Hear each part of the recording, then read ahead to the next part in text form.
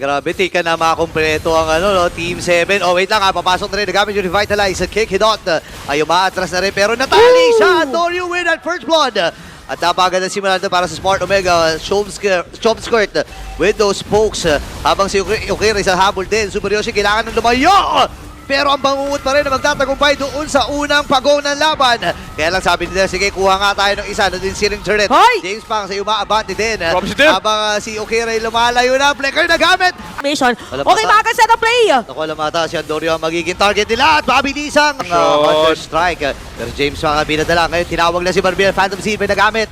Pero napalayo si Andorio, matagumpay. Ang pagong ngayon, Super Yoshi umatras na rin. Pero ready ang AP Brand. Siling turret hindi tumama. Kaya nga lumatras. Si Teray naipit ang lagkit.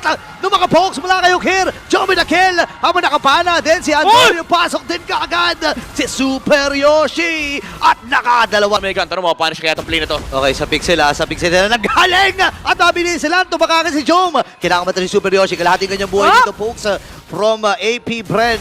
Ngayon may mga minions pa sila. Luis ay medyo na late dun sa party, pero... Parin naman tayo ba?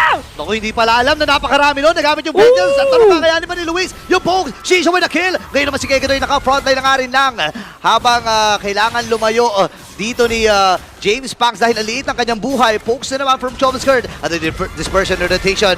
Pero magtatagumpay sila doon sa pagong. Sabi dito na AP Bren. Laban natin there. Masyado malalim pero kaya ata. Kaya patayin. And this time ay nandun pa rin si Chomskirt. Ng Torres sa gitna, successfully masisira yan ang AP Bren. Si Jom, ayun si Shizo magiging target nila pero sinalubong na kagad. AP Bren, patay yung may damage here. Sa orange buff, inilapag ngayon. Takalo ng DC sa likod. Si James Wang magagaling. Si Antonio makakuha ng load na yun. Pero kailangan mag-atrasa ng Smart Omega ngayon. Iniisa. Sa may bandang gitna, madedepensahan kaya to ng Omega. Oh no, walang blessing. Kailangan matras si Antonio dito. Tatapusin ata. Tatapusin ata ng AP Bren. Pero sa screen niya, ang daming red. O yan na naman sa likod na naman naging punteriya ngayon. Nagamit na kagad yung ultimate mula dito kay Super Yoshi. Wala si Chom. Delikado ata dito ang Smart Omega. Pero si Super Yoshi ay hinahabol ni James Pang. Sa alubungan, Okay, Andorio. Iwasan nila ako si Super Yoshi. Naku, nagamit yung conceal. Lalabas din Adam Sin. Ako namatay na naman. Again, itong si Jom. Same with Andorio. Ito yung sinasabi natin na kailangan iwasan pero hindi na ata nila maiiwasan ang pagsugod ng Bees. Super Yoshi ata magiging next. Mega kill na itong si James Pangs.